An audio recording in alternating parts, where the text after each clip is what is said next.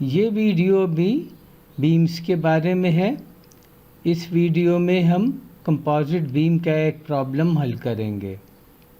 Beam पर loading और beam की ज्योमेट्रिक और मटेरियल प्रॉपर्टीज़ हमें मालूम होंगी और हम बीम के मुख्तलिफ पॉइंट्स पर स्ट्रेसेस निकालेंगे।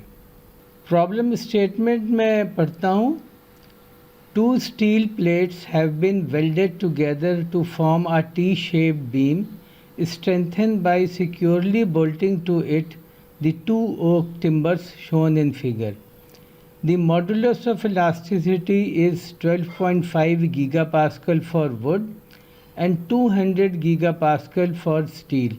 Knowing that a bending moment M is equal to 50 kilonewton meter is applied to the composite beam, determine the maximum stress in the wood, the stress along the top edge.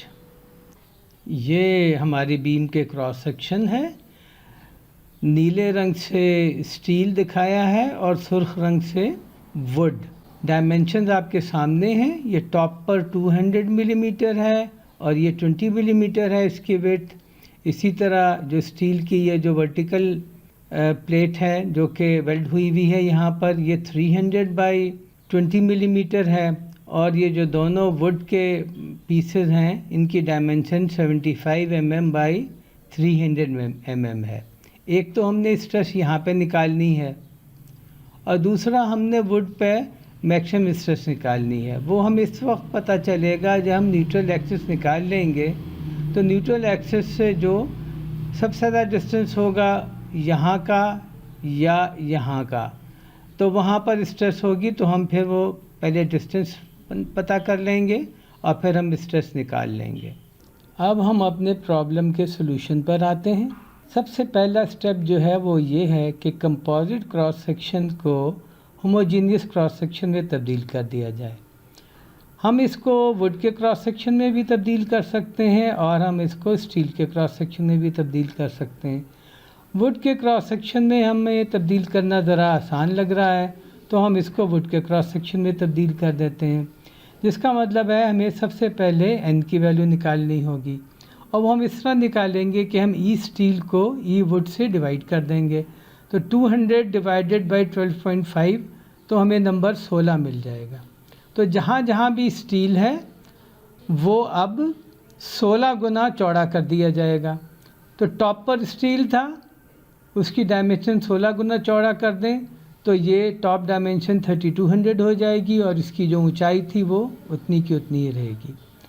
यहाँ पे steel था, इसकी चौड़ाई 20 millimetre थी तो वो अब 320 millimetre बन जाएगी और ये हमारा होमोजीनियस ट्रांसफॉर्म क्रॉस सेक्शन अब बन गया है, जिसकी मुख्तलिफ डायमेंशन आप देख सकते हैं। अब इस क्रॉस सेक्शन का हमने सेंट्रॉइड निकालना है और ये क्रॉस सेक्शन चूँकि सिमेट्रिक है वाई एक्सिस के गिर्द, तो हम अपना जो इनिशियल एक्सिस सिस्टम है उसमें वाई एक्सिस हम इसके बिल्कुल सेंटर में प्लेस कर देते हैं। दूसरा हम ये देखते हैं कि ये दो सिंपल एरियाज़ पर मुश्तमिल है। पहला सिंपल एरिया भी रेक्टेंगल है और दूसरा सिंपल एरिया भी रेक्टेंगल है और ये आपके सामने है।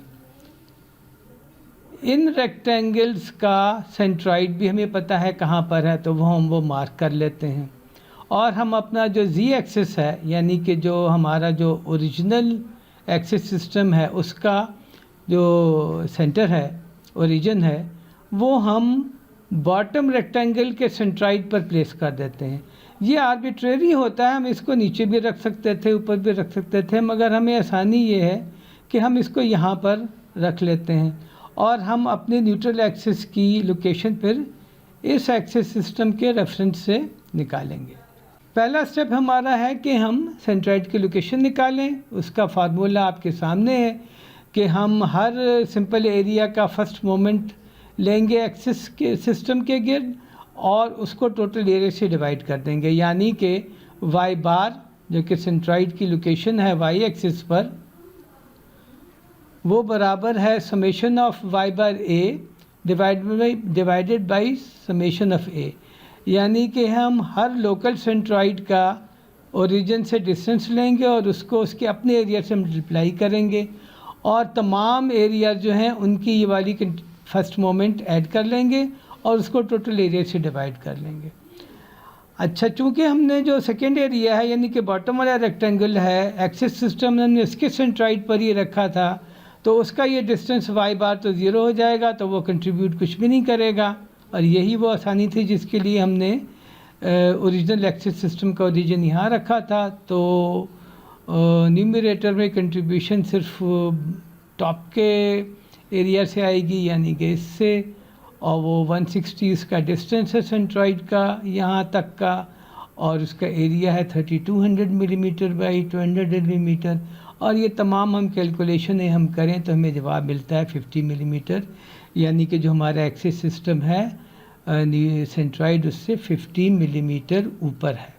और जाहिर है कि यही हमारा न्यूट्रल एक्सिस है जिस तरह हमने मार्क किया। बाकी तमाम डायमेंशन वगैरह आपके सामने हैं। तो अब हम इस पोजीशन में हैं कि हम सेकेंड मोमेंट ऑफ एरिया भी कैलकुलेट कर लें। तो second moment of area calculate करने के लिए फिर वही कि हमारे पास दो सिंपल एरियाज़ हैं, दोनों रेक्टेंगल हैं, तो उनकी कंट्रीब्यूशन इस तरह होगी कि एक उसका BH³/12 वाला पार्ट होगा। तो अगर हम टॉप का देखें तो ये इसका B है, ये इसका H है, तो BH³ डिवाइडेड बाई 12 या मल्टीप्लाइड बाई 1/12। और फिर हम इसको यहाँ से लेके यहाँ तक जितना शिफ्ट होगा तो वो पैरेलल एक्सिस थ्योरम से वो नंबर आ जाएगा। वो ये है कि इसके एरिया को हम इस डिस्टेंस के स्क्वायर से मल्टीप्लाई कर लें। ये डिस्टेंस हमें पता है कि ये 160 माइनस 50 है, तो इसके स्क्वायर से जब हम मल्टीप्लाई करेंगे और ये तमाम एडिशन वगैरह करेंगे तो ये नंबर हमें मिल जाएगा 0.77653 इंटू 10⁹ मिलीमीटर 4। यही काम बॉटम वाले के लिए करेंगे। यहाँ पर हम पता है कि ये डिस्टेंस जो है 470 है और ये डिस्टेंस हमें पता है कि ये 300 है। तो इसका जो अपना सेंट्रॉइड है वहाँ पर वो BH³/12 वाली टर्म होगी, 470 मल्टीप्लाई बाई 300³ मल्टीप्लाइड बाई 1/12, और ये शिफ्ट होगा 50। तो वो पैरेलल एक्सिस थ्योरम वाला जो टर्म है वो 470 बाई 300 मल्टीप्लाइड बाई 50 स्क्वायर। तो ये आ जाएगा 1.41 इंटू 10⁹ मिलीमीटर 4। इन दोनों को हम ऐड करेंगे तो हमें मिलेगा 2.187 इंटू 10⁻³ मीटर 4। मिलीमीटर में था, हमने इसको मीटर में भी कन्वर्ट कर लिया साथ साथ। अब हम ये भी निकाल सकते हैं कि टॉप और बॉटम फाइबर का डिस्टेंस कितना है, और हम स्ट्रेसेस भी निकाल सकते हैं। तो हम स्ट्रेसेस पर आते हैं। पहले टॉप और बॉटम फाइबर का डिस्टेंस, ये न्यूट्रल एक्सिस है, ये डिस्टेंस 120 मिलीमीटर होगा और ये डिस्टेंस जो है ये 200 मिलीमीटर होगा। वुड में जो मैक्सिमम स्ट्रेस होगी वो या तो यहाँ होनी चाहिए थी या यहाँ होनी चाहिए थी। इनमें उस जगह पर होगी जहाँ का डिस्टेंस ज़्यादा होगा न्यूट्रल एक्सिस से। तो ये डिस्टेंस जो 200 मिलीमीटर है ये ज़्यादा है। तो हम कैलकुलेशन करेंगे, चूँकि ये वुड में है, यहाँ कोई n का चक्कर नहीं होगा और हम सीधा सीधा जो फ्लेक्चर फार्मूला है वो इस्तेमाल कर सकेंगे कि m multiplied by c bottom divided by i neutral axis. 50 kilo newton metre हमें गिवन था, 0.2 मीटर ये डिस्टेंस हो गया, और डिवाइडेड बाई 2.187 इंटू 10⁻³ मीटर 4 ये हम कैलकुलेट कर चुके हैं, और ये जवाब आएगा 4.57 मेगापास्कल। तो वुड पर मैक्सिमम स्ट्रेस यहाँ पे होगी, यहाँ पे और यहाँ पे, और वो होगी 4.57 मेगापास्कल। अगर आप कहें कि जी यहाँ पर हम स्टील में भी बता दें, तो चूँकि ये ओरिजिनल सेक्शन में यहाँ पर स्टील है, तो हम जो बॉटम फाइबर पर, ट्रांसफॉर्म के बॉटम फाइबर पर जो हम कैलकुलेट करेंगे स्टील के लिए, उसे हमें 16 से मल्टीप्लाई करना पड़ेगा, तो हमें यहाँ पर स्ट्रेस मिल जाएगी। दूसरा हमसे पूछा गया था कि टॉप फाइबर पर निकालें। टॉप फाइबर का डिस्टेंस हमें पता है, मगर टॉप फाइबर पूरे का पूरा चूँकि स्टील का है, जबकि ट्रांसफॉर्म सेक्शन में वो ज़ाहिर वुड का है।